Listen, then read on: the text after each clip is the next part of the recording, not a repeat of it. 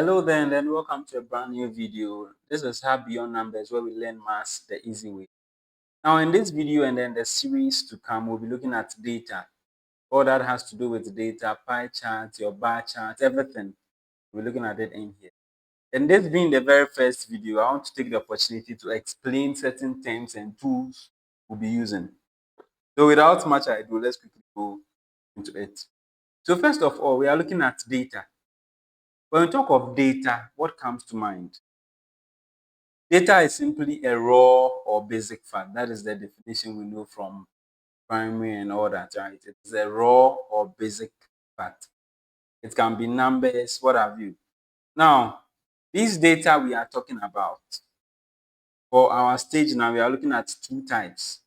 We have continuous data and then a discrete data.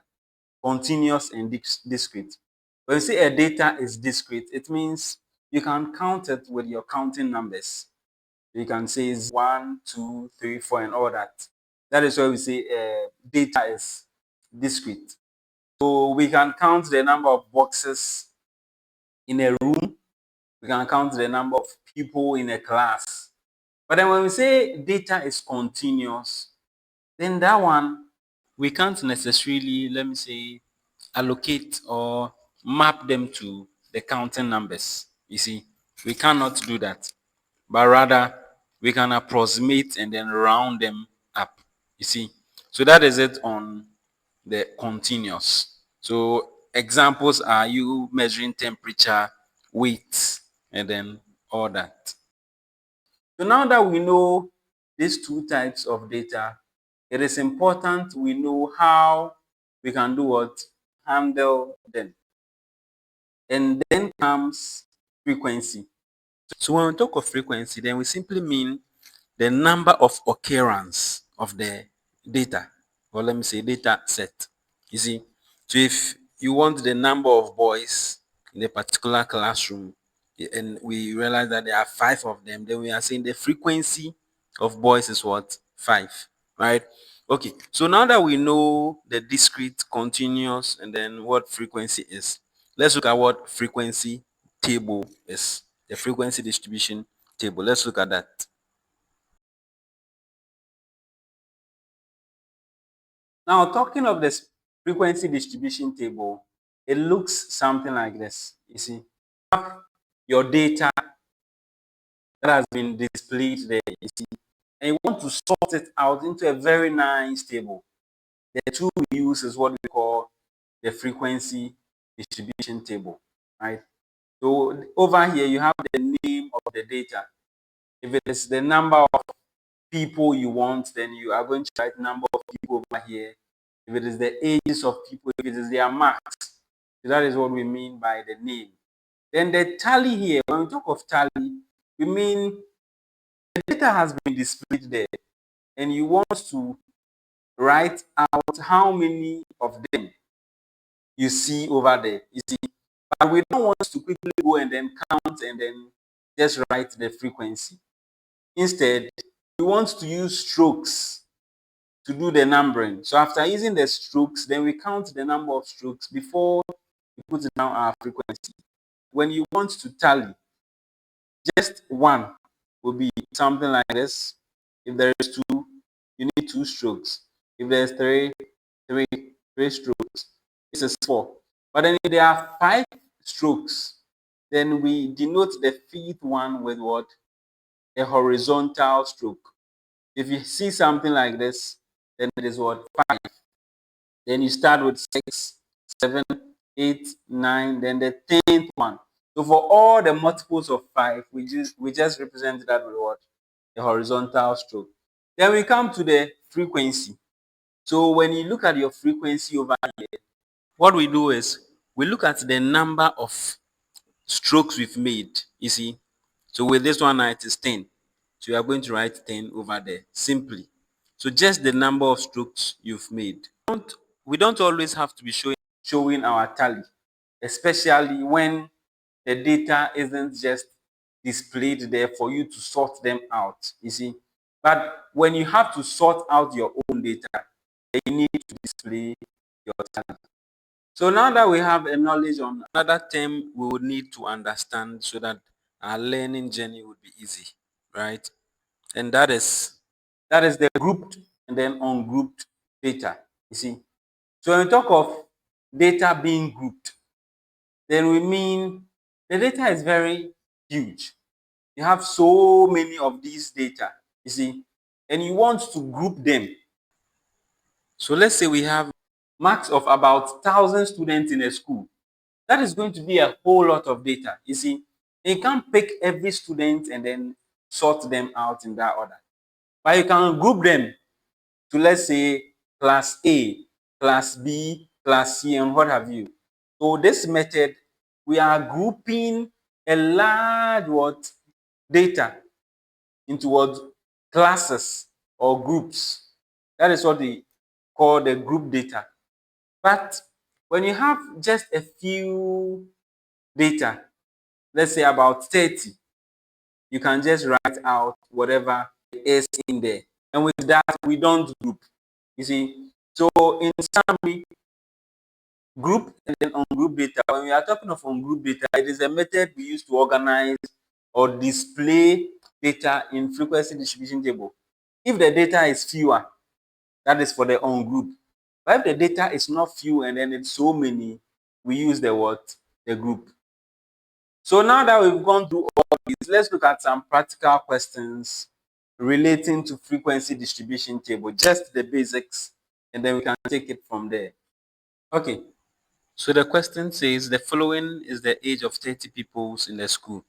So we have the data as displayed over here. That is from 1 to all the data has been displayed, right? And the question 1 says to construct a tally table and frequency distribution for each age.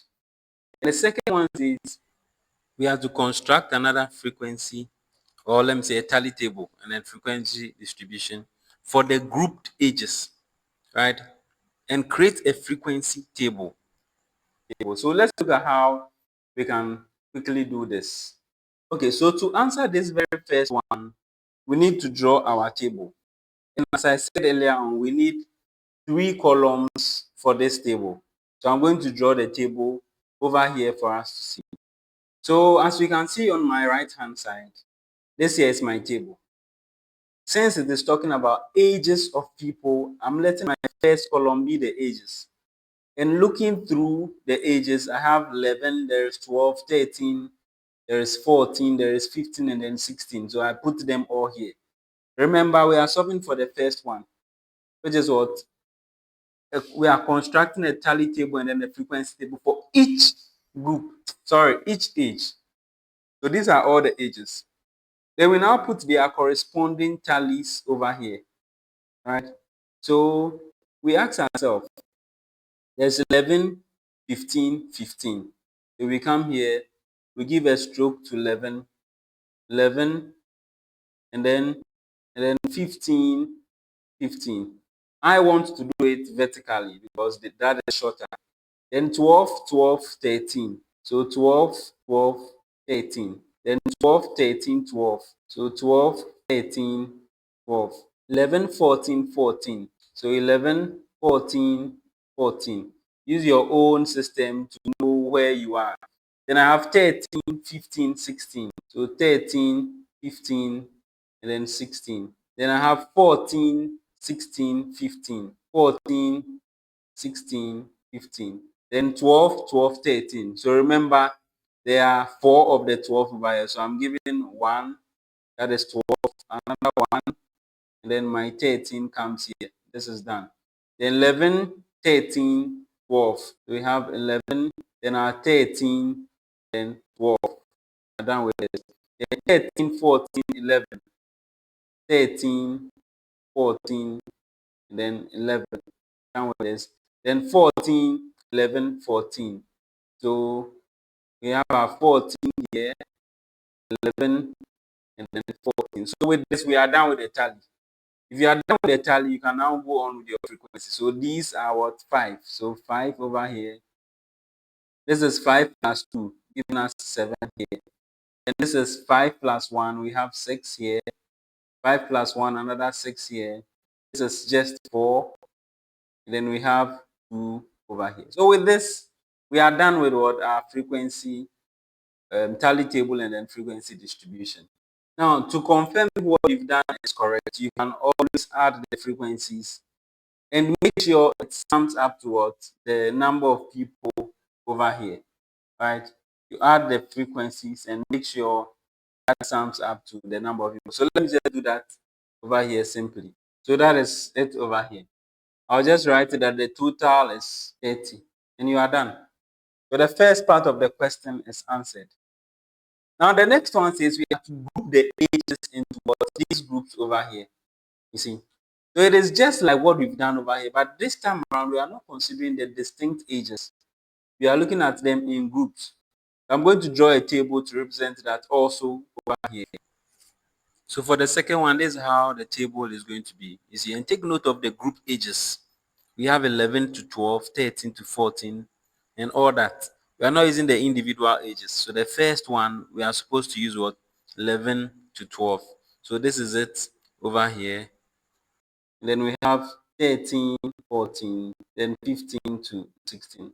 There is more to getting these things over here. There's one we call the range, and then class width and class interval. We'll be looking at all those in our subsequent lessons. So we now want to categorize this. 11 to 12 all belong to the same group. So we have 11 over here. Getting the tally, that falls over here. Then 15 would fall over here. Then this 15 as well will fall over here. So with that, we are done with the very first one. Then we have 12, 12, 13. So there is 12 here, there is 12 here, then there is 13 here. Then we have 12, 13, 12. So 12, 13, 12. Then we have 11, 14, 14. 11, 14, 14. Then we have 13, 15, 16. So 13, 15, and then 16. That goes. Then 14, 16, 15. 14, then 16, 15. Then we have 12, 12, 13. 12, 12, and then the 13. Then 11, 13, 12. So 11, 13, then 12. Then 13, 14, 11. 13, 14, and then 11. Then we have 14, 11, and 14. So 14, 11, and then 14. So after which you get your frequency. So this is 2 of the 5s, and then 2. That gives us a 12. And we have the same over here. Then finally, this gives us just a 6. You see? So we can add all, and that gives us a total of what? 30 as well. So our total is equal to 30. We write that down. So this is a solution to this question over here, right? That is that. You can always just rewind and then go over to understand what we've done over here. So basically in this video, I've explained to you how you can get your frequency but distribution tables, right? Very, very simple. I'll do some exercises at the end of the video so you try yourself to test your understanding. See you in the next video. Stay blessed.